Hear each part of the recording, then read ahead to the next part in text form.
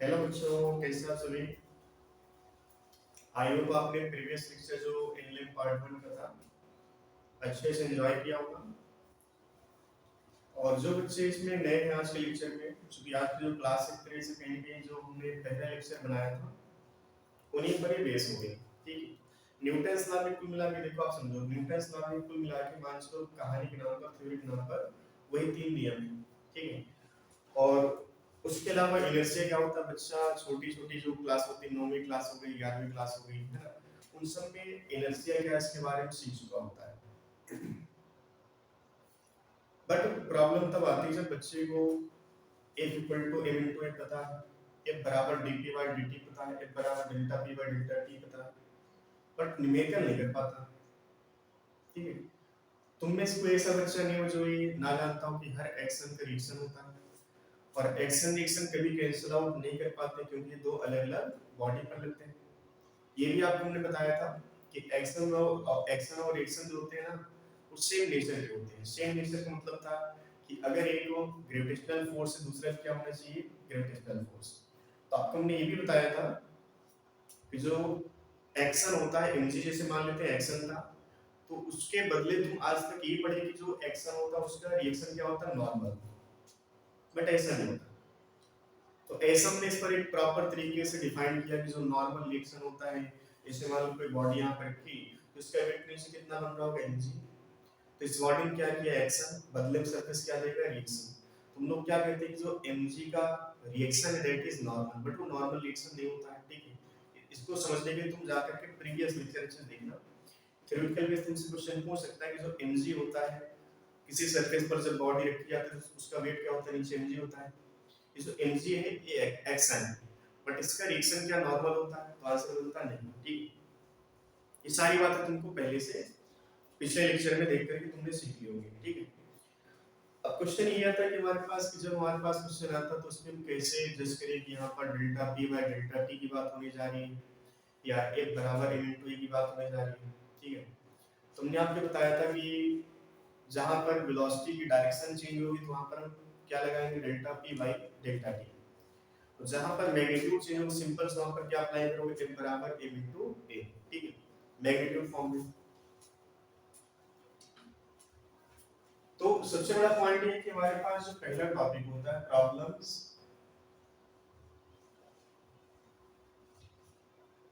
On delta p by delta t। ठीक है, delta p by delta t, इस पर तुमको न्यूमेरिकल लगाना है। ठीक है, ये f के बराबर होता है। अब इसको आप समझना, ये थोड़ा सा टफ होता है जो नीट के बच्चे होते हैं, क्योंकि पूरी तरह से वेक्टर पर बेस होता है। ये जो delta p by delta t का न्यूमेरिकल आता है, ये 100% बेस होता है वेक्टर पे। अब जिन बच्चों को वेक्टर आता है मतलब ये क्वेश्चन कर पाएगा, जिनको वेक्टर नहीं आता वो क्वेश्चन नहीं कर पाएगा। तो सबसे पहले समझते हैं डेल्टा p का मतलब क्या है। डेल्टा t मतलब तुमको पहले पता है टाइम इंटरवल होता है। टाइम इंटरवल पहले क्वेश्चन में गिवन होगा, तुमको इसको ढूंढना नहीं है, टाइम इंटरवल पहले क्वेश्चन में दिया होगा। बात आती है डेल्टा p की, तो डेल्टा p का मतलब क्या होता है, p final minus p initial. ठीक है, अगर बॉडी का मास कांस्टेंट है, मास कांस्टेंट है और वेलोसिटी की डायरेक्शन में चेंज हो रहा है, तो क्या लिखते हैं, mass into final velocity minus mass into initial velocity. अच्छा ये बताओ, डेल्टा p बराबर क्या लिखोगे, m into v final minus v initial. Final velocity minus initial velocity क्या आएगा, चेंज इन वेलोसिटी। तो डेल्टा p बराबर तुमको मिलेगा m इनटू डेल्टा v। तुम कहोगे सर इसमें क्या जो है दिक्कत है, डेल्टा v तुम सिंपल निकाल सकते हो, लेकिन डेल्टा v क्या है, magnitude of change of velocity. Magnitude of change of velocity, velocity में चेंज तुमको निकालना है।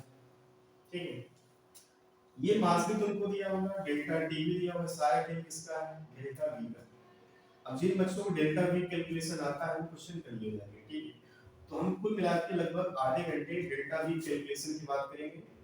तुमको एक साथ दो चैप्टर रिवाइज हो रहे हैं, एक तो वेक्टर सब्ट्रैक्शन के नियम क्या होता है वो भी रिवाइज हो जाएगा, साथ में डेल्टा v कैसे कैलकुलेट करेंगे, ये वाइज हो जाएगा। आगे चल के तुम सर्कुलर मोशन पढ़ोगे तो वहां पर भी डेल्टा v का क्वेश्चन आता है। आगे तुम रोटेशन पढ़ो तो वहां पर भी डेल्टा v कैलकुलेशन आता है। तो चलिए हमारे पास डेल्टा p बराबर क्या है, इनटू डेल्टा v। मास यहां पर कांस्टेंट है, हमें डेल्टा v का कैलकुलेशन सीखना है, ठीक है, हमें ये चीज कैलकुलेट करनी आनी चाहिए। डेल्टा v का मतलब क्या है, पहले आप इसको लिखो vector form. Delta v vector क्या लिखोगे, v final vector minus v initial vector, final velocity vector minus initial velocity vector, ठीक है। अच्छा, हमारे पास पहली बात तुमने ये बात सीखी होगी वेक्टर में कि हमारे पास घटाने का कोई नियम नहीं होता है। हमेशा हम क्या करते हैं, चीजों को ऐड करते हैं, हमारे पास घटाने का कोई नियम नहीं होता है। ये बात तुम वेक्टर में जाके सीखना कि डेल्टा v वेक्टर हम डायरेक्ट ऐसे नहीं लिख सकते, हम क्या लिखते हैं, v final vector plus minus v initial vector. घटाने के लिए नियम का क्या करते हैं, पलट करके जोड़ते हैं।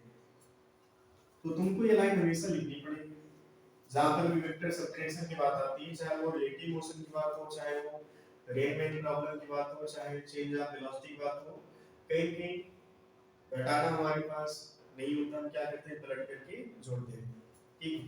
तुमको ऐसे लिखना है, और एक बात नोट करना, जब भी तुम ऐसे लिखोगे ना, घटाना नहीं आता पलट के जोड़ते, ठीक, इसका तुमको फिगर बनाना पड़ेगा, फिगर, और उस फिगर में जो भी एंगल निकल के आएगा, समझना, उस फिगर में जैसे एंगल मान लीजिए हमारे पास आया थीटा बराबर 90 डिग्री,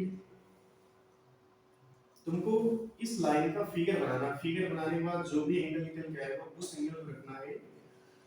एडिशन का जो रिजल्ट होता है under root a square plus b square plus 2ab cos theta, तुमको इसमें रखना है, समझ में आ रही है। तो कुल मिला के अल्टीमेट तुम्हारा जो रिजल्ट आएगा वो कहीं भी एडिशन के नियम से ही आएगा। सब्ट्रैक्शन का हमारे पास कोई डायरेक्ट मेथड नहीं होता है।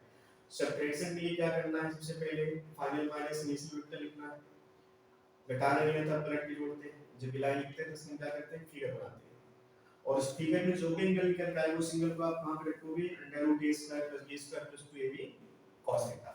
जैसे मान लो इनके बीच एंगल 90 डिग्री था, तो डेल्टा v का मॉड क्या निकल के आएगा, डेल्टा v का मॉड क्या आएगा, under root v1 square plus v2 square plus 2 इवन v2 cos थीटा, थीटा 90 रखोगे तो under root v1 square plus v2 square आएगा, ठीक है।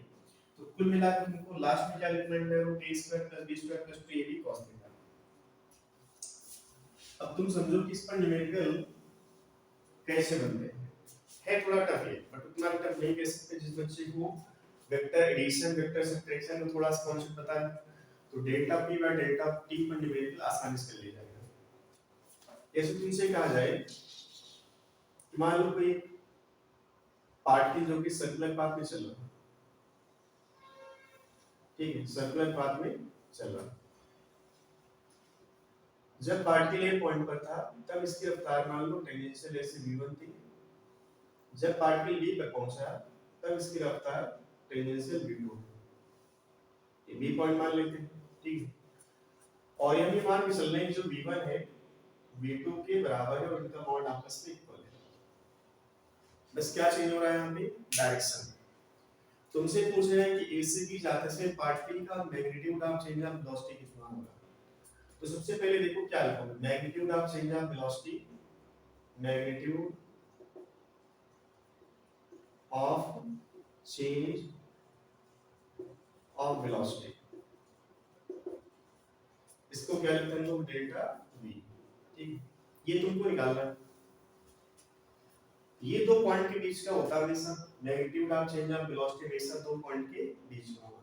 तो पॉइंट ए हमारे पास और ये पॉइंट बी, तो बताओ डेल्टा v वेक्टर बराबर क्या लिखोगे, v2 vector minus v1 vector, ये लिखोगे, final velocity vector minus initial velocity vector. और ये बात आपको हमने यहाँ पर सिखाया कि हमारे पास घटाने का कोई नियम नहीं होता, क्या करेंगे, पलट के जोड़ेंगे।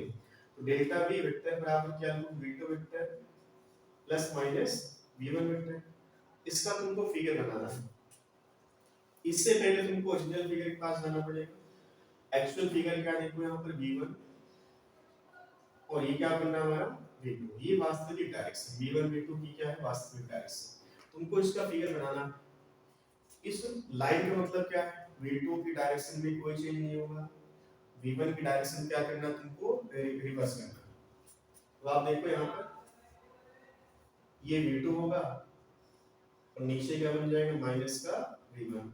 जब तुमने v1 को माइनस v1 किया, ये वेक्टर क्या थे बोलो, टेल टू टेल। जैसे तुमने सेम की डायरेक्शन रिवर्स की, अब ये क्या बन चुके हैं बोलो, टेल टू टेल। और बच्चों आप ये समझना, एंगल जो भी डिसाइड होता है दो वेक्टर के बीच का, हमेशा after making tail to tail होता है। ये हेड टू टेल, यहाँ पर तुम कह सकते हो कि बीच एंगल 90 डिग्री है और टेल टेल बनने के बाद एंगल कितना है 90 डिग्री। इस क्वेश्चन में तुम इसको रिवर्स करो चाहे ना करो, एंगल तुमको 90 मिल जाएगा। बट ऐसे केस अभी बहुत करवाएंगे जहां पर थीटा कैलकुलेट करने की तुमको इस लाइन का फिगर बनाना ही पड़ेगा, और इस लाइन के फिगर में जो भी एंगल बनेगा उसी एंगल का क्या करना है, वो a square plus b square plus 2ab cos theta. इतनी बात आ रही समझ। तो चलो थीटा क्या बनना हमारा 90 डिग्री। डेल्टा v बराबर क्या लिखोगे, अच्छा देखो बायोलॉजी वाले हम देखेंगे थीटा क्या है 90, cos 90 कितना होता है 0, ये पूरा पैरामीटर कितना हो गया 0। डेल्टा v बराबर क्या मिला under root v1 square plus v2 square. ठीक है, अब बताओ डेल्टा v बराबर, अच्छा v1 बराबर v2 बराबर v था, तो v square plus v square under root क्या मिला बोलो डेल्टा v v रूट 2 मिलेगा। अब अगर हमसे पूछता है कि यहाँ पे समय 0 था, यहाँ पे समय t है, मास के में बताओ फोर्स कितना अप्लाई हुआ बॉडी पर, तो फाइनली क्या लिखते हैं आप। अगर फोर्स की बात करता है, समय मान लो t बराबर 0 था, ये समय t इक्वल टू t है, तो फाइनली f का वैल्यू क्या था बोलो delta p by delta t। और डेल्टा p बराबर क्या लिखते हैं m into delta v। Delta v कितना बनना तुम्हारे पास v रूट 2 y में टाइम इंटरवल t, ये फोर्स निकल आता। समझ में आ गया। तो ऐसे तुम कि फोर्स भी कैलकुलेट कर सकते हो। ठीक है, तो कुल मिला के यहाँ तक पहुँचने पहले तुमको ये चीज कैलकुलेट करना आनी चाहिए। ठीक है, चलो इसी में एक केस हम और उठाते हैं, फिर हम टॉपिक पे वापस आएंगे। ठीक है, ये बात आई होगी समझ में, एक बार इसको अच्छे से नोट कर लो।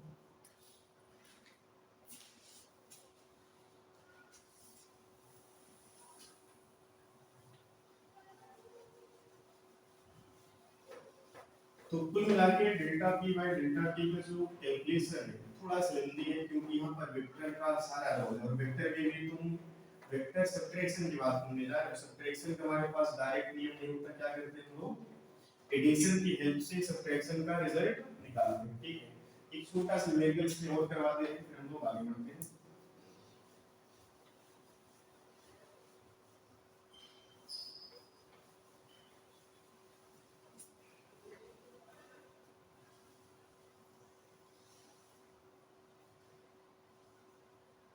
चलो मान लेते हैं इस बार फिर से पार्टिकल सर्कल में चला, ए पॉइंट यहाँ पर था, वेलोसिटी v1, पार्टिकल बी पर पहुंचा, यहाँ पर वेलोसिटी v2। ठीक है, ये एंगल कितना मान लिया गया यहाँ पे थीटा डिग्री। अच्छा, हमसे पूछा कि ए से बी तक पार्टिकल का magnitude of change of velocity कितना होगा। तो सबसे पहले क्या लिखोगे डेल्टा v वेक्टर, ये क्या होगा v2 vector minus v1 vector. और हमारे पास सब्ट्रैक्शन का कोई डायरेक्ट मेथड नहीं होता है, क्या करते हैं हम लोग पलट करके जोड़ते हैं, तो प्लस माइनस d1 वेक्टर ऐसे बनेगा। उस साइड में बात हम लिख लेते हैं कि जो वेलोसिटी का मॉड है उसमें कोई चेंज नहीं है, v1 बराबर v2 बराबर v हम मान लेते हैं पहले से। अब देखो इसका तो एक फिगर बनाना है, इससे पहले तुम वास्तविक फिगर के पास जाओ। वास्तविक फिगर क्या है, ये हमारे पास v1 वेक्टर है और इसके हेड से ऐसे कहीं बन रहा v2 वेक्टर। ठीक है, चलो आप समझो बायोलॉजी वाले हम देखेंगे ये थीटा है, ये 90, ये कितना होगा 90 माइनस ये 90 माइनस थीटा। जो वेलोसिटी होती है हमेशा रेडियस के परपेंडिकुलर टेंजेंशियल वेलोसिटी होती है, तो ये कितना बन रहा है 90। अच्छा यहाँ पे जान के देखो एक बार अच्छे से, ये थीटा, ये 90 90 माइनस थीटा 90, ये कितना हो जाएगा बोलो थीटा, ठीक है। ये थीटा हम यहाँ पे लिख ले रहे हैं, ये एंगल क्या बन रहा थीटा। अब तुम्हें इस लाइन में फिगर बनाना, v2 की डायरेक्शन में कोई चेंज नहीं करना, v1 की डायरेक्शन तुमको रिवर्स करना है। तो आप देखो v2 तो एज इट इज बना रहेगा ऐसे। चलो फिगर साइड में बना लेते हैं। ये हो गया माइनस v1, ये हो गया प्लस v2। चलो देखो यहाँ पर ये थीटा था, जैसे तुमने पलट के जोड़ा, अच्छा v1 v2 बीच एंगल हमारे पास थीटा नहीं, ये वाला एंगल बनेगा, लेकिन अभी यहाँ से एंगल तुम जस्टिफाई नहीं कर पाओगे। क्यों? क्योंकि यहाँ पर v1 v2 कैसे 8 to 10, जैसे तुमने पलट के जोड़ा तब एंगल क्या बन गया इनका 180 माइनस थीटा। तो फाइनली जो रिजल्टेंट होगा यहाँ पे आएगा, ठीक है। इन दोनों में जो डेल्टा v वेक्टर आएगा वो यहाँ पर कहीं आएगा। ये जो एंगल आएगा हमारे पास v2 और माइनस v1 का क्या बन जाएगा 180 माइनस थीटा, ठीक है 180 माइनस थीटा। हमने एक बात आपको पहले बता चुके हैं कि आफ्टर दिस लाइन इसका फिगर बनाओ, और फिगर में जो भी एंगल आएगा उस एंगल को आप कहां पे रखोगे under root a square plus b square plus 2ab cos theta. क्या लिखें v1 square plus v2 square plus 2v1 v2 cos theta. Theta कितना है 180 minus theta, cos 180 minus theta. चलो v1 बराबर v2 बराबर v था, तो क्या लिखूं v square plus v square plus 2v square into cos 180 minus theta का बन जाता माइनस का cos थीटा। इतनी बात आगे समझिए।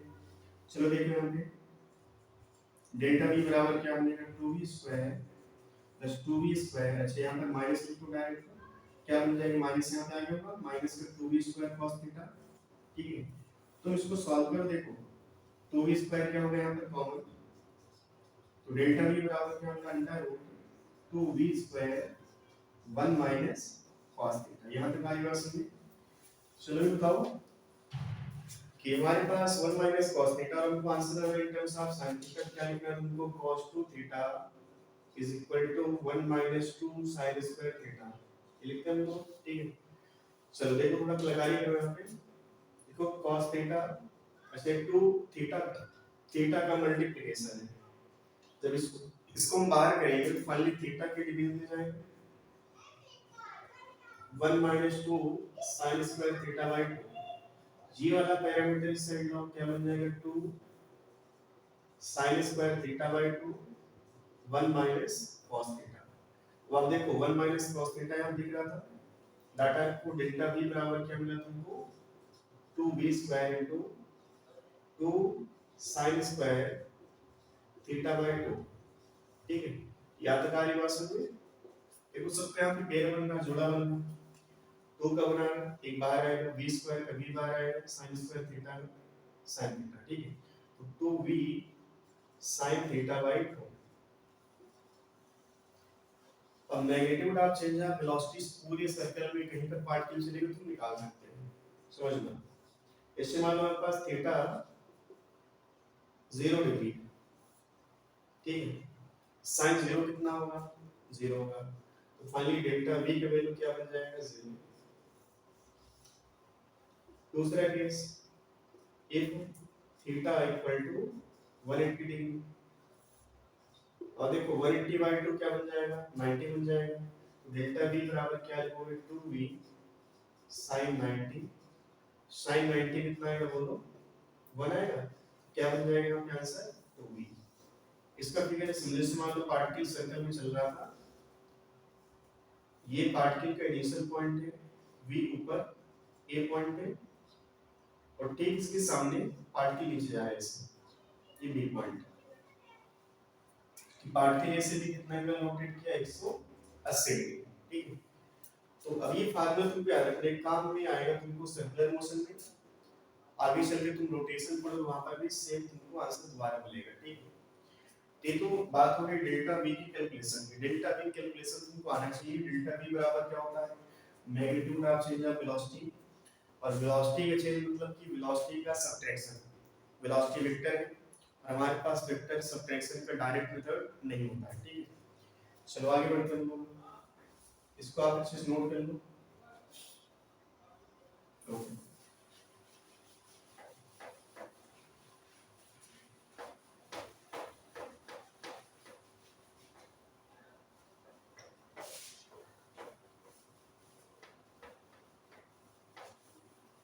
चलो इसको बेसिस मान करके इस क्वेश्चन का आंसर आप बताएं, कमेंट करके बताओ। जैसे मान लो वर्टिकल बार, एक वर्टिकल वॉल है, इस वॉल पर हमने क्या किया कि एम मास की वॉल को, ये एम मास की गेंद है, इसको हमने फेंका v1 रफ्तार से, गई गिर करके इसी लाइन पर वापस आएगी, और वापस दिखा नहीं पाते इसी लाइन पर, तो इसको थोड़ा नीचे से बना रहे हैं ऐसे। ठीक है, ऐसे वापस आ गई। ये एक रिजिड वॉल है। अच्छा, जो टाइम ऑफ कांटेक्ट है वॉल का, वॉल के साथ मान लेते हैं टी, डेल्टा टी हमको क्वेश्चन में दिया टी। तो क्वेश्चन ये पूछा गया कि वॉल के द्वारा बॉल पर कितना फोर्स अप्लाई किया गया है, force due to wall on the ball. ठीक है, ये तुमको निकालना है। तुम्हारे पास में 1 मिनट का करके बताओ इसको।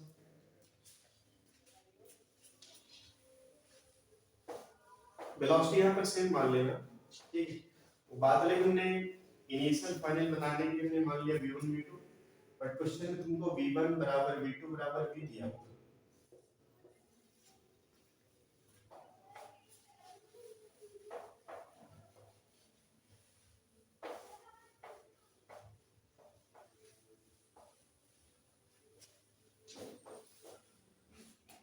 ठीक है, आप में से कितने बच्चों का आंसर आया कमेंट करके बताएं। ठीक है, चलो वो बात हम देख लेंगे, आप में से इसका आंसर सही था। तो हमें निकालना है F, force exerted by the wall on the wall। चलो तो एक बराबर क्या लिखोगे, फार्मूला हमारे पास delta P by delta T. Delta P बराबर क्या होता है आपको पहले से बता चुके हैं, अब डायरेक्ट यहाँ पर कुछ तरीका अप्लाई करेंगे। देखो हमारे पास v1 ऐसे था और v2 ऐसे। ठीक है, ये वास्तविक फिगर है। तुमको क्या निकालना है, एक बराबर m into delta v by delta T. Delta v क्या लिखोगे, आपको डायरेक्शन रिवर्स करना है। किसकी रिवर्स करना है, जो वेक्टर बाद में आएगा। बाद में कौन आता है डेल्टा v के हिसाब से v2 v1, ये वेक्टर हमारा बाद में आता है। तो हम किसकी डायरेक्शन रिवर्स करते हैं, बाद वाले की। ठीक, तो जो वेक्टर बाद में आया v1 क्या लिखे, v2 vector plus minus v1 vector. ठीक है, अब इसकी डायरेक्शन रिवर्स करने के बाद जो एंगल तुमको मिलेगा वो एंगल क्या कहलाएगा, angle between v1 and v2। ठीक है, तो बताओ अभी इसके हिसाब से फिगर में एंगल कितना बन रहा है, थीटा बराबर 180 डिग्री। बट इस लाइन का फिगर आप देखो, v1 की डायरेक्शन तुमको रिवर्स करना है, ये बन जाएगा v2, ये बन जाएगा माइनस का v1। ठीक है, अब थीटा क्या बन रहा है, 0 डिग्री। तुमको आंसर में जो क्वेश्चन में तुमको थीटा मिलेगा वो 180, बट रियलिटी में v1 v2 की एंगल क्या बना, 0 डिग्री। तुमको पहले से पता है कि दो वेक्टर का एंगल 0 डिग्री था, तो उनका जो रिजल्टेंट होगा वो a प्लस b के बराबर होता है। ठीक है, तो अब चूंकि हमारे पास a बराबर b है, तो क्या बन जाएगा b plus b that is 2b, क्या बन जाएगा m into 2b बाय में t, ये आंसर हो जाएगा। अब ये f किसका है, वॉल का वॉल पे, वॉल का वॉल पे, ये दोनों का है। बात अलग, वॉल क्या करेगी, force left hand side apply करेगी, वॉल क्या करेगा, force right hand side apply करेगी। ठीक है, सो ये क्वेश्चन क्लियर होगा। आगे बढ़ते, जैसे मान लो इसी वॉल पर हमने क्या किया, गेंद को ऐसे दे मारा। ठीक है, ऐसे गेंद तुमने फेंका, मास m था, वेलोसिटी v1 थी, गेंद गई हिट की थीटा डिग्री पर, वापस आई थीटा डिग्री पे, ठीक है। ये कोलिजन कैसा है यहाँ पे, इलास्टिक।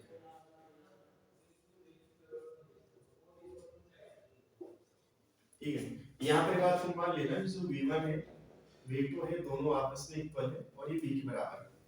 क्वेश्चन फिर से पूछा गया है, find out force exerted by the wall on the ball. उस समय तुम्हारे पास बच्चों 1 मिनट का एक बार इसको कॉल कैलकुलेट करो, मैं इसके बना आंसर तुम्हारा सही है गलत है।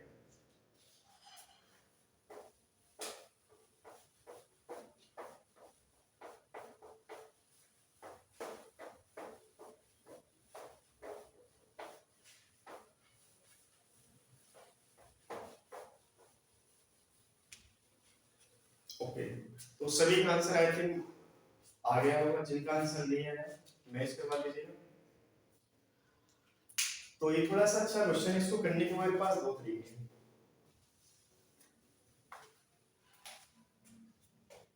एक तरीका हमारे पास ये वेक्टर का रिजोल्यूशन, दूसरा तरीका हमने जो भी पढ़ा डेल्टा v का कैलकुलेशन, ठीक है। तो सबसे पहले देखो हमको डेल्टा v कैलकुलेट करना है।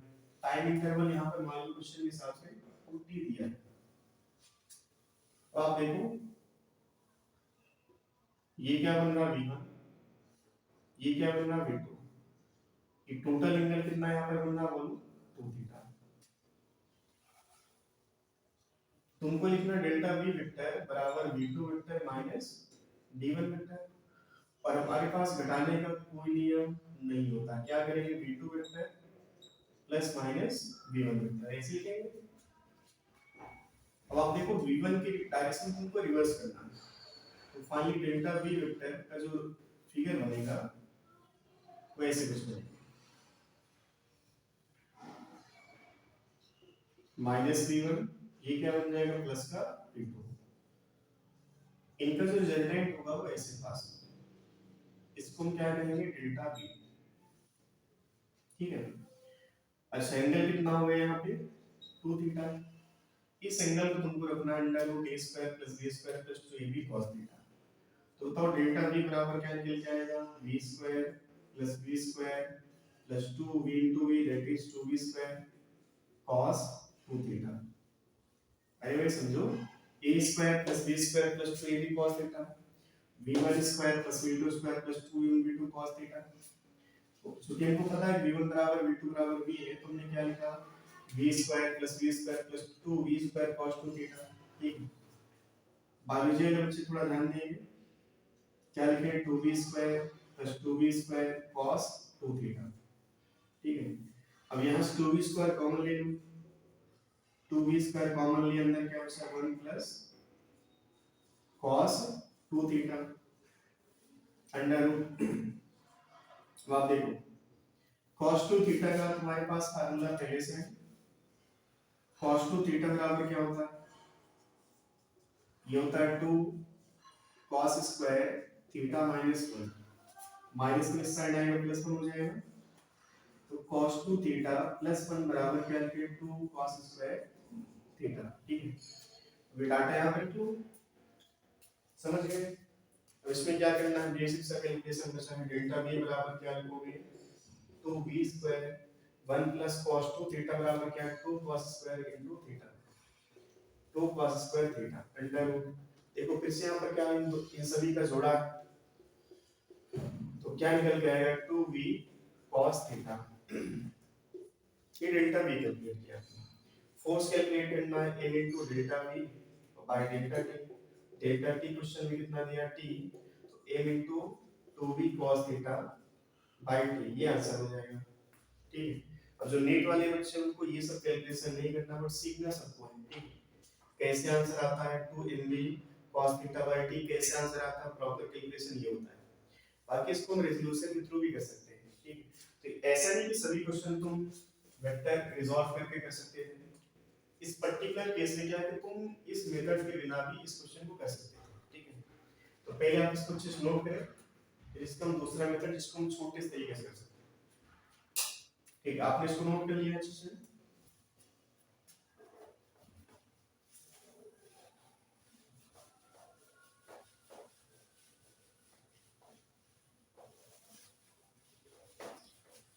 अब देखो इसका दूसरा मेथड क्या है। देखो यहाँ पे जैसे ये समझो कि यहाँ पर ये वॉल है, हमारे पास दो वेक्टर है, ये क्या है m इंटू वी, इस साइड क्या होगा m इंटू वी, ठीक है। मास तो ही आप, ठीक है, मास में कोई चेंज नहीं है। देखो यहाँ पे अच्छा एंगल कितना है थीटा, ये कितना थीटा, इस mv का इस साइड कंपोनेंट क्या आ जाएगा mv sin थीटा, ठीक है। ये क्या बना mv sin थीटा, इसका इधर कंपोनेंट क्या आएगा mv sin थीटा, और इस वेक्टर का ये कंपोनेंट mv sin थीटा हुआ तो इस साइड क्या बन जाएगा mv cos थीटा, इसका इधर कंपोनेंट क्या आ जाएगा mv cos थीटा। तो आप देखिए दो वेक्टर क्या आपस में कैंसिल हो। पहली बात ये समझो, जो वॉल ने फोर्स अप्लाई किया है क्या वो परपेंडिकुलर अप्लाई किया होगा कि पैरेलल अप्लाई किया होगा। गेन आई ऐसे गई, तुमसे पूछा जाए कि फोर्स कैसे अप्लाई हुआ, क्या ऐसे फोर्स अप्लाई हुआ होगा, ऐसे अप्लाई हुआ होगा। फोर्स हमेशा क्या अप्लाई करेगा होगा perpendicular to surface, perpendicular to surface. और आप यहां पे देखो mv sin theta mv sin theta क्या आपस में इक्वल एंड अपोजिट है।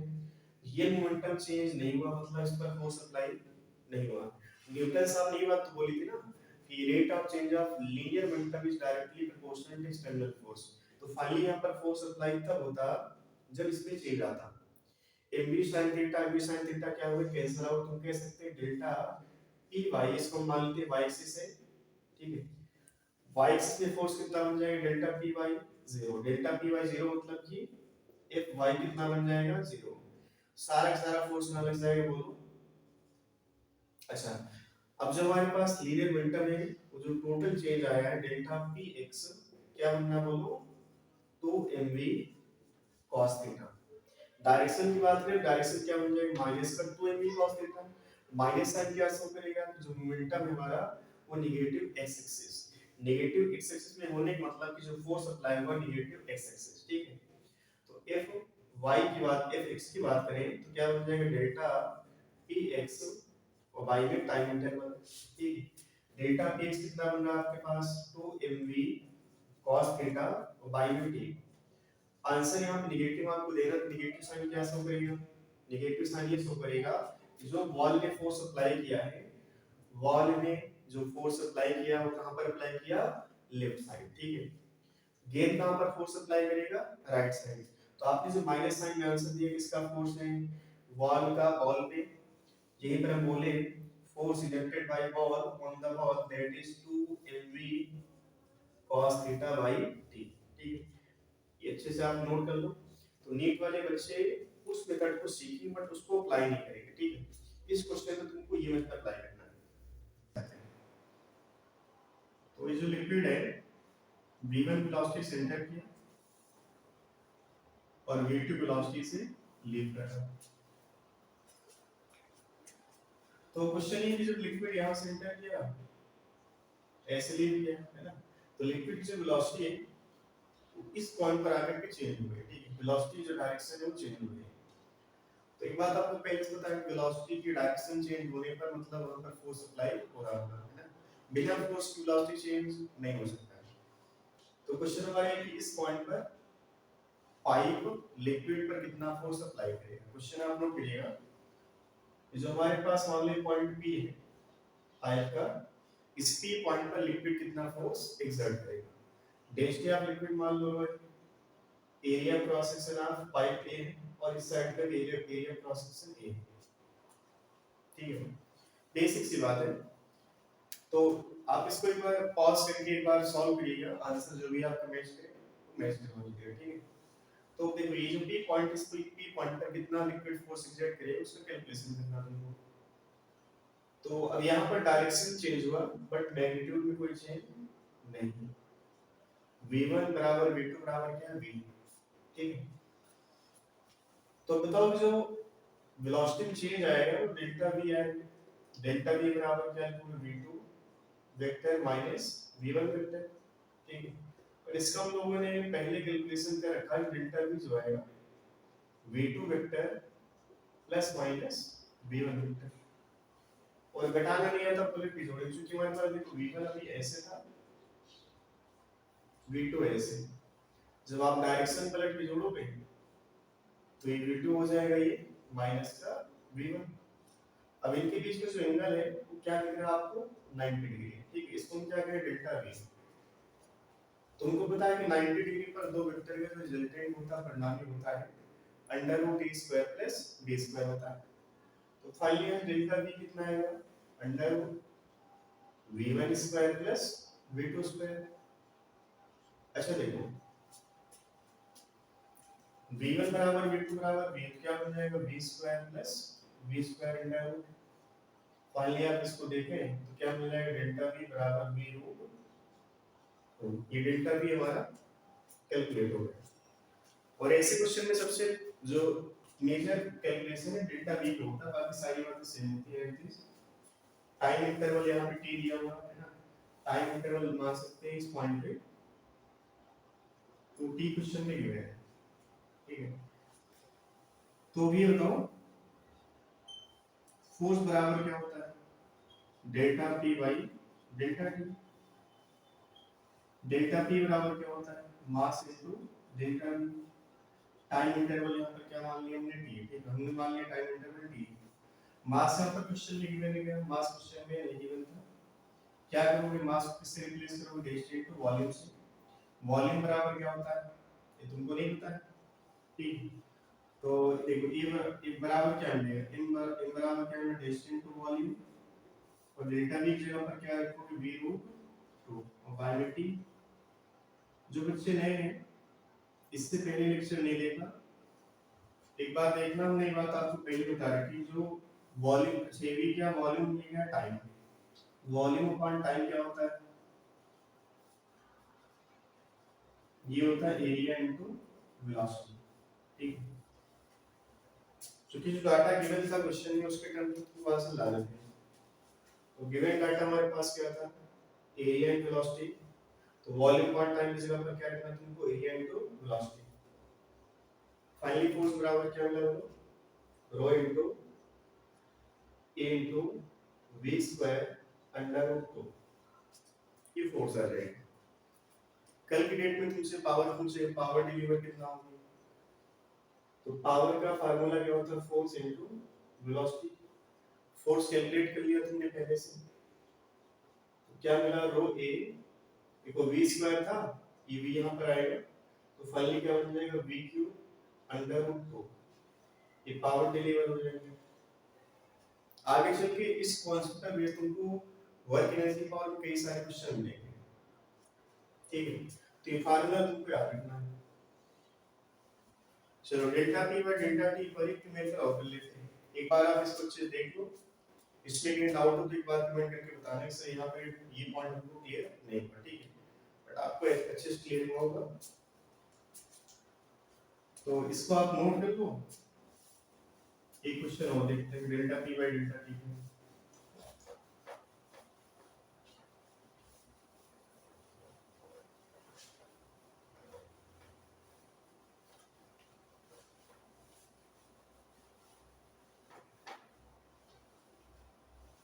एक क्वेश्चन है जिसे मान लो डिस्क है, ये एयर में फ्लोट कर रही है, ये क्या है, तो डिस्क, और इसका मास है कैपिटल M, ठीक, ये कहां पर है, एयर में, और ठीक इसके नीचे यहाँ पर एक गन, इस गन से बुलेट फायर की जा रही है, ठीक। क्वेश्चन ये बना यहाँ पे कि पर second number of bullet fired by the gun so that the disc will remain into air. Question था इस गन से पर सेकंड कितनी नंबर ऑफ बुलेट फायर की जाए पर सेकंड, कितनी minimum number of bullet fire की जाए ताकि डिस्क एयर में बना रहे, ठीक है। अच्छा चलो मान लेते हैं बुलेट का मास स्मॉल है, बुलेट की रफ्तार v1, ये जाएगी जाकर के 8 फीट करने के बाद ही वापस आ गई। क्वेश्चन की लैंग्वेज हम आपको बता दे रहे हैं फिगर के थ्रू, v1 से ये v2 से वापस आ गए। अब जो डाटा गिवन था इसमें कि v1 जो था v2 के बराबर और ये फाइनली v था, ठीक है। तो क्वेश्चन ये बना, समझ में आ रही है?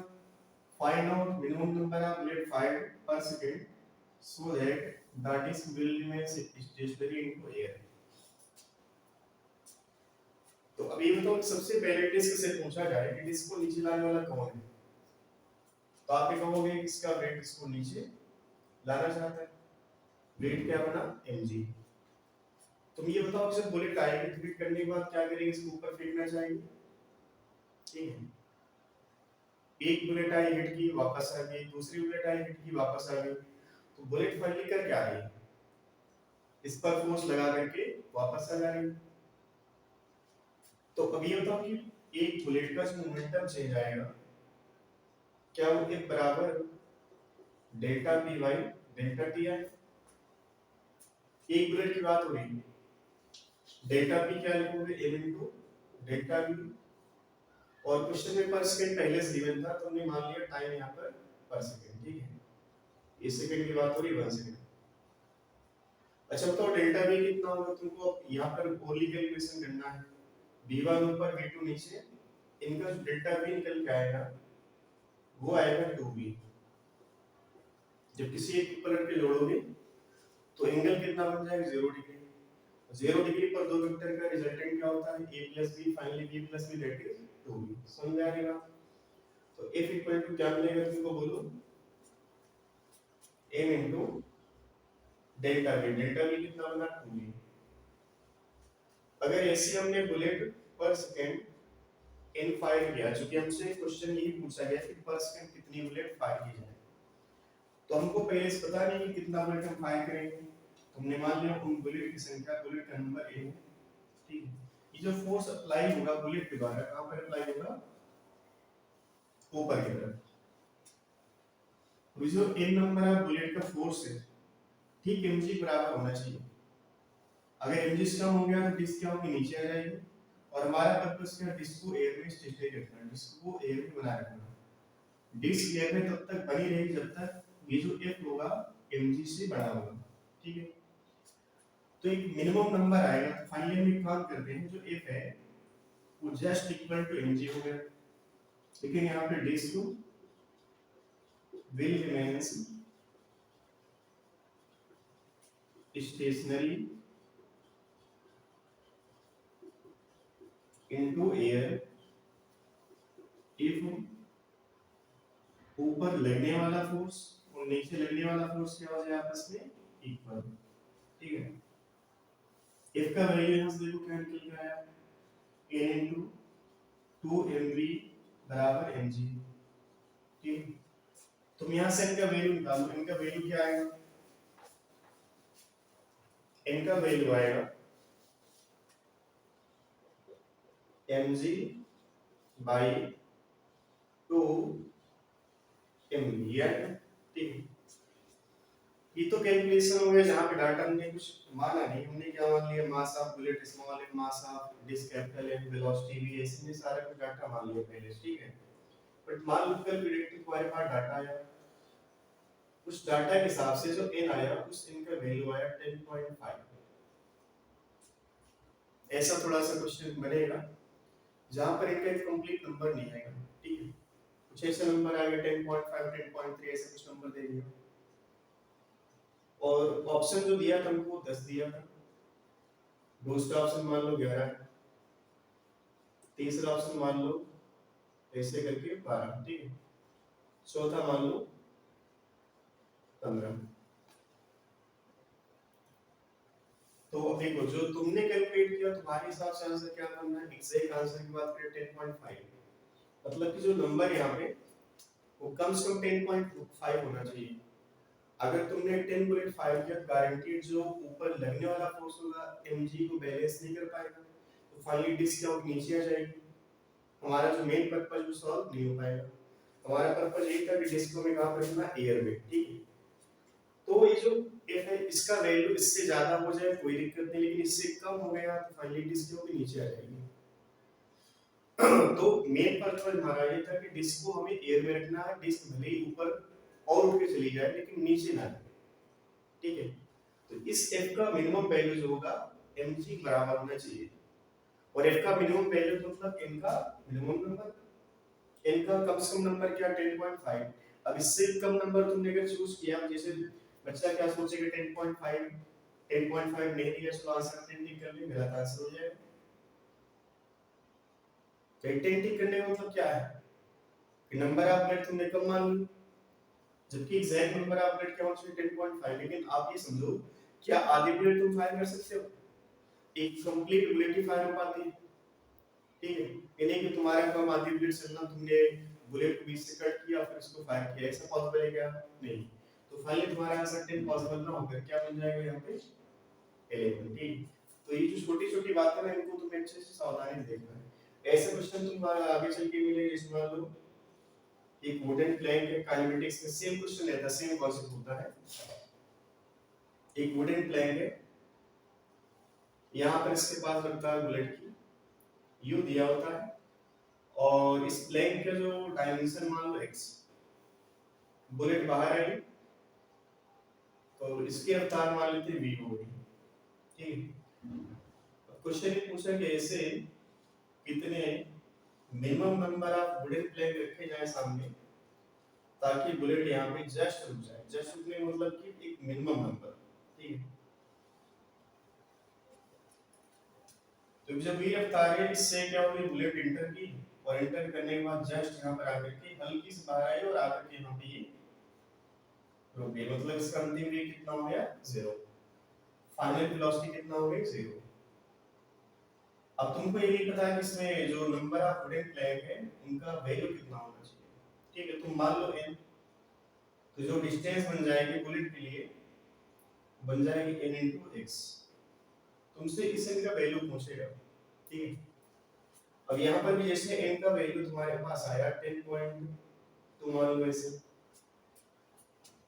और वहां पर भी ऑप्शन में 10 पॉइंट नहीं दिया, 10.2 नहीं दिया, तो तुम आंसर में 10.2 टिक ना करके, अगर 10 पॉइंट नहीं दिया, 10.2 नहीं दिया है, तुम आंसर में क्या टिक करोगे? 10 या 10 से ज्यादा, तो आंसर टिक करोगे 10 से ज्यादा।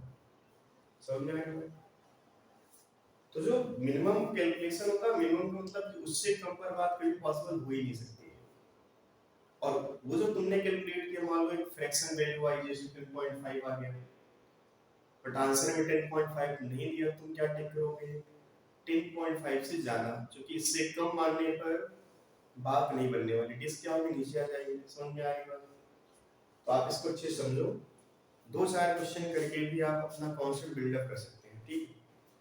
टी बात हो गई delta P by delta T है। अब हमको न्यूमेरिकल करना है f equal to m into a पर, क्योंकि जो मेजर प्रॉब्लम्स होती हैं वो f बराबर m इनटू a पर आती है, ठीक है। 1 मिनट में आप इसको नोट कर लीजिए। और हिमांशु की नीट के बच्चों के लिए बहुत बेहतरीन क्लास होने वाली है, क्योंकि इस चैप्टर से डायरेक्ट न्यूमेरिकल आते हैं, और इसके बाद भी जो तुम्हारा फ्रिक्शन होता है, सर्कुलर मोशन होता है, या फिर वर्क एनर्जी पावर की बात करें, उसके बाद ऑसिलेशन की बात करें, कोई भी चैप्टर तुम्हारे पास होगा वहां पे न्यूटन्स लॉ की बात होनी होगी।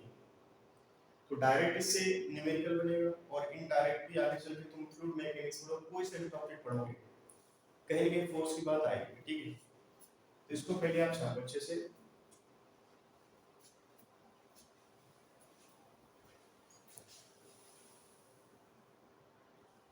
तो चलिए बच्चों, हम लोग स्टार्ट करेंगे problems on f equal to m into a। इससे पहले हमने क्या किया था, f बराबर delta p by delta t पे, ठीक है। तो बेसिक बेसिक बात हम लोग स्टार्ट करेंगे, बाकी इसको हम बहुत डिटेल में जाके समझेंगे। अभी क्या है कि नीट के साथ चुटकुला टाइप में क्वेश्चन करवाएंगे, ठीक है। बाकी समझने के लिए आईआईटी और नीट के लिए कॉन्सेप्ट सेम होते हैं, बट न्यूमेरिकल लेवल थोड़ा बढ़ जाता है। तो हेडिंग हम डालेंगे problems on f equal to m into a, ठीक है। ये तुमको माइंड में याद रखना है कहां पर हमें f बराबर m इनटू a की बात करनी है, कहां पर हमको delta p by delta t की बात करनी है, ठीक है। तो आज देखो, सबसे पहले चुटकुला नंबर, जो बच्चे पूरा लेक्चर देखे उनको कहीं पर दिक्कत नहीं होगी, ठीक है। तो हमारे पास क्वेश्चन नंबर 1 ये है, जैसे मान लो कोई बॉडी एक ब्लॉक है, इसके साइड में दूसरा ब्लॉक है, इसके साइड में तीसरा ब्लॉक है, ठीक है। मास इसका मान लोगे 5 kg, इसका मास मान लो 3 kg, और इसका मास है 2 kg। क्वेश्चन ये इस पर बनता है, जैसे मान लो हमने फोर्स अप्लाई किया कैपिटल F, ठीक है। जो F है, इस F का वैल्यू मान लो कुछ, ठीक है। ये कितना हो जाएगा 10। तो वो यहाँ पे मान लो हमने फोर्स अप्लाई किया 20 न्यूटन, ठीक है। और अभी आप ये मान चल रहे हैं जितना भी केस तुमको मिलेगा उन सभी केस के फ्रिक्शन क्या मानोगे 0, ठीक है। ये स्मूथ, ये सरफेस कैसा होगा स्मूथ। न्यूमेरिकल का अप्रोच लगभग लगभग सेम रहता है, बस क्या होता है जहां पे सरफेस रफ होता है स्मूथ होता है वहां पर क्या बोलते हैं रफ, ठीक है। तो अभी जितना भी केस आपको करवाए जाएंगे उन सभी केसेस में कोएफिशिएंट ऑफ फ्रिक्शन क्या मान चलोगे सरफेस का 0, ठीक है। क्वेश्चन यहाँ पर ये पूछा गया कि एक्सीलरेशन ऑफ ईच ब्लॉक क्या आएगा, एक्सीलरेशन ऑफ ईच ब्लॉक, ठीक, एक्सीलरेशन ऑफ ईच ब्लॉक क्या आएगा। पहला क्वेश्चन। इसमें दूसरा क्वेश्चन ये पूछेगा contact force between each block, ठीक। इसमें दो क्वेश्चन बनते हैं। पहला क्वेश्चन बना कि एक्सीलरेशन क्या होगा सभी ब्लॉक का, सेम होगा अलग अलग होगा, ठीक है। इसमें कोई खास रॉकेट साइंस नहीं है, बेसिक सा न्यूमेरिकल है। तो ये समझो कि जो 20 न्यूटन फोर्स है क्या चाहता है, 5 केजी पर हमने अप्लाई किया, ये 5 केजी चलाना चाहता है, लेकिन 5 केजी जो ब्लॉक है वो अकेले मूव नहीं करेगा। 5 केजी ब्लॉक क्या करेगा, आगे 3 केजी को धक्का देगा, 3 केजी वाला 2 केजी को धक्का देगा। तो फाइनली ये होगा, रिजल्ट ये निकला कि इन तीनों ब्लॉक का एक्सीलरेशन सेम आएगा, ठीक है।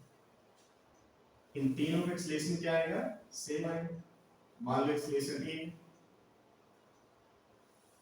तो आप ये कह सकते हैं कि फोर्स हमने 5 केजी पर लगाई, लेकिन जो 20 न्यूटन फोर्स है एक्चुअल में 5 केजी को अकेले चलाना नहीं चाहता, क्या चाहता है पूरे सिस्टम को चलाना चाहता है, ठीक है।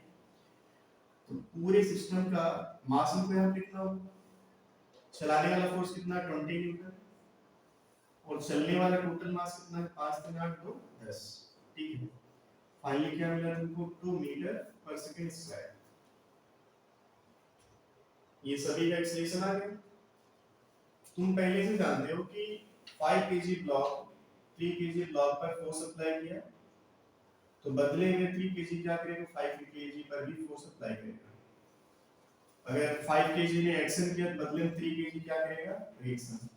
सेम चीज यहां पे आएगी, 3 केजी क्या करेगा 2 केजी को आगे धक्का देगा, बदले में 2 केजी 3 केजी पीछे धक्का देगा। हर एक्शन का रिएक्शन। तो चलो यहाँ पे देखते हैं कि 5 केजी पर टोटल जो फोर्स बन रहा है एक बीटी बनाने पर, फ्री बॉडी डायग्राम जिसको कहते हैं हम लोग हिंदी में, 5 केजी पर 20 न्यूटन लग रहा फोर्स, और इस साइड से F1। ये F1 किसका फोर्स है, बोलो बच्चों F1 किसका फोर्स है 3 केजी का 5 केजी पे। ऐसे यहाँ पर F2 देखो, ये वाला F2 किसका है 3 केजी का 2 केजी पे, बट ये जो ये वाला F2 है क्या है 2 केजी का 3 केजी पे। ये एक्शन होगा, ये क्या बन जाएगा रिएक्शन, ये एक्शन होगा क्या बन जाएगा ये रिएक्शन। चलो ये बताओ कि जो 5 केजी ब्लॉक है इसका एक्सीलरेशन कितना बन रहा है 2 मीटर पर सेकंड स्क्वायर। तो एक्सीलरेशन राइट हैंड साइड है, इसका मतलब क्या लिखना है 20 न्यूटन क्या हो रहा है इस F1 से बड़ा है। तो इक्वेशन क्या लिखना है F20 - F1 बराबर मास इनटू एक्सीलरेशन। एक्सीलरेशन कितना 2 है, 20 - F1 बराबर क्या लिखना 10। बोलो F1 बराबर क्या मिला तुमको 10 न्यूटन। ऐसे तुम F2 की बात कर लो, F2 कितना है, F2 चाहे तो केजी ढूंढो, अच्छा 3 केजी से सिंपल ये हुई, तुम 2 केजी के पास लो, 2 केजी पर केवल F2 लगा, पर 3 केजी पर एक साइड से F1 एक साइड से F2। तो चलो थोड़ा सा क्वेश्चन को और डिटेल में जाकर समझें। तो हमें जो है डरना नहीं चाहिए, ठीक है। तो हमें क्या करना, 3 kg पास होगा, 3 kg पर एक तरफ बल लग रहा है F1 और इस साइड क्या लग रहा है F2, ठीक है। एक्सेलरेशन कितना है 2 मीटर पर सेकंड स्क्वायर। अब आप देखो एक्सेलरेशन राइट हैंड साइड मतलब कि जो F1 वो F2 से बड़ा हुआ, क्या लिखोगे F1 माइनस F2 बराबर मास इनटू एक्सेलरेशन। मास कितना है 3, एक्सेलरेशन कितना 2। F1 कितना कैलकुलेट किया तुमने 10 माइनस F1 और माइनस F2 बराबर क्या मिलेगा बोलो 6, F2 बराबर क्या मिला बोलो 4 मिला। आंसर क्या बना हमारा F1 है क्या चीज 5 kg 3 kg के बीच का कांटेक्ट फोर्स, और ये जो F2 है F2 क्या 3 kg 2 kg के बीच का कांटेक्ट फोर्स, ठीक है। तो आप इसको अच्छे से समझो, क्वेश्चन थोड़ा इससे मिलता जुलता है तुमको हम दे रहे हैं, और एक बार कोशिश करना और आंसर भी आप बताना कि आंसर सेम आए डिफरेंट आए। इसको आपने अच्छे सीखा होगा।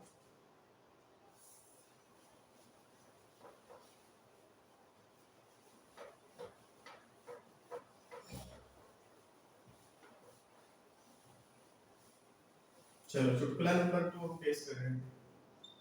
चुटकुला नंबर 2 ये है, जैसे मान लो इससे पहले तुमने देखा होता ना धारावाहिक की इससे पहले कहानी तुमने देखा, वैसा कुछ इससे पहले तुमने देखा कि जो फोर्स हमने अप्लाई किया था ये 5 kg था, ये 3 kg था और ये 2 kg।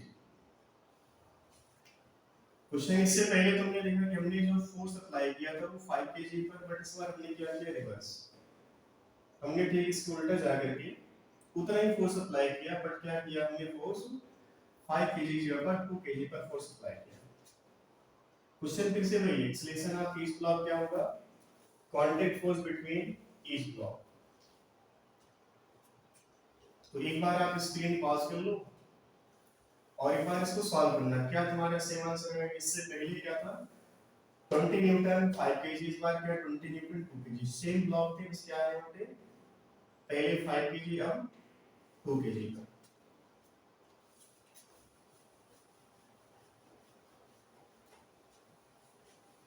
चलो आंसर मैच करवाइए आप लोग। तो सबसे पहले आप बताओ जो 20 न्यूटन फोर्स है, प्रैक्टिकली थोड़ा इसको फील करो कि जैसे 20 न्यूटन ने फोर्स 5 kg पर अप्लाई किया था तो उसने क्या किया था आगे धक्का दिया, आगे वाले आगे आगे धक्का दिया, फाइनली एक्सेलरेशन सब पर क्या निकल गया था 7। इस बार क्या होगा,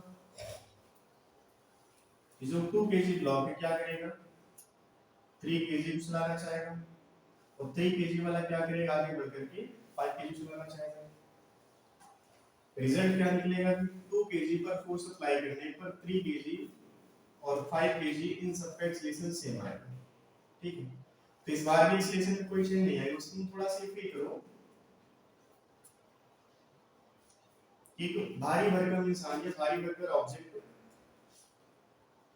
कुछ छोटी ऑब्जेक्ट को जो उसके सामने है उसको आसानी से आगे धक्का दे सकती है।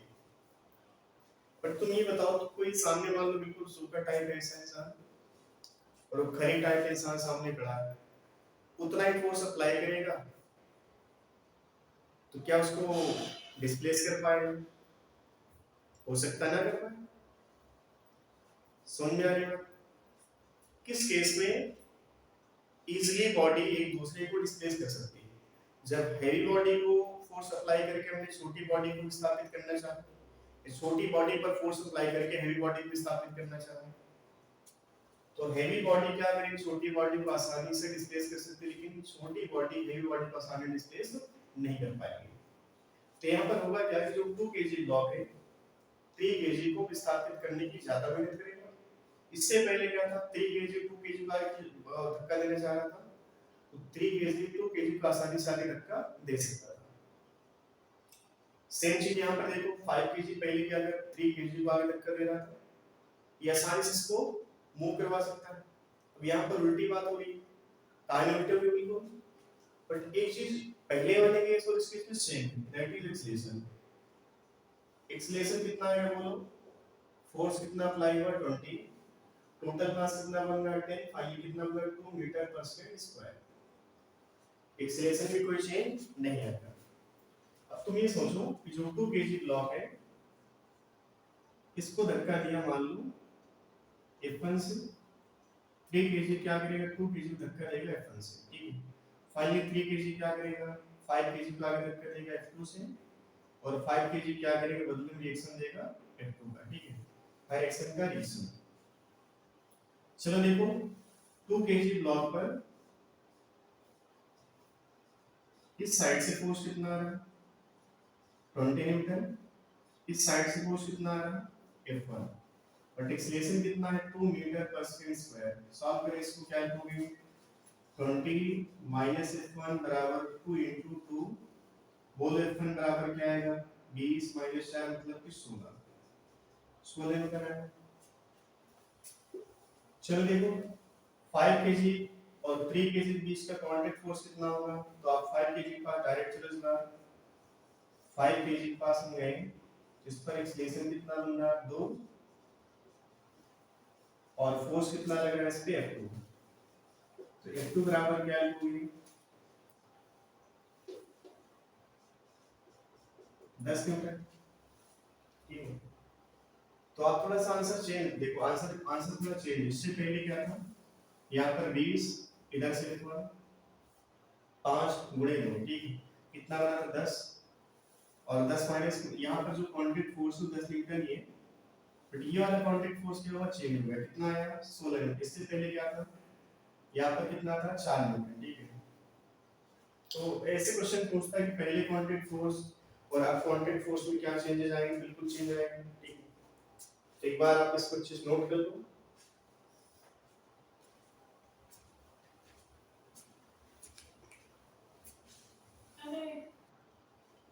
तो ऐसे क्वेश्चन आप देखिए बहुत सारे तुमको मिल रहे हैं, ठीक है।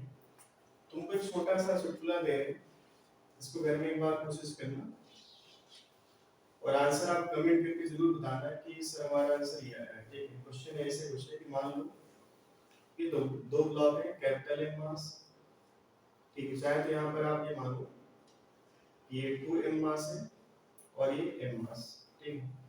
हमने फोर्स अप्लाई किया 2m मास पर F, फिर हमने ठीक इसका उल्टा क्वेश्चन बनाया, इस बार हमने क्या किया फोर्स अप्लाई किया m मास पे। क्वेश्चन ये कि जैसे मान लो जब हमने फोर्स 2m मास पर अप्लाई किया तब इनके बीच का जो कांटेक्ट फोर्स है वो N1 है, अब कांटेक्ट फोर्स यहाँ पे N2 है। तुमको ये लिखना है कि N1 N2 में क्या रिलेशन आएगा, ठीक है।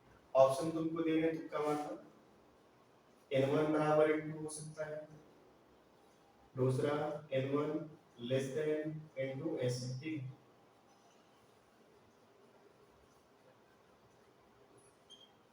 जो भी आंसर आप इसको कमेंट करके जरूर बताइएगा, ठीक है। सही करोगे तब भी कमेंट करके बताना कि हमने सर ये आंसर लाया और ये हमारा आंसर है, ठीक है। और इसको हम अगली क्लास में सॉल्व करवाएंगे, ठीक है। तो आज के इतने रखते हैं क्योंकि न्यूमेरिकल का लेवल बहुत ही ब्रॉड होने वाला है चल के, तो आप पहले बेसिक बेसिक धीरे धीरे समझो चीजों को। बेसिक से फंडा था कि जो फोर्स होता है हमेशा मास इनटू एक्सीलरेशन बराबर होता है ना।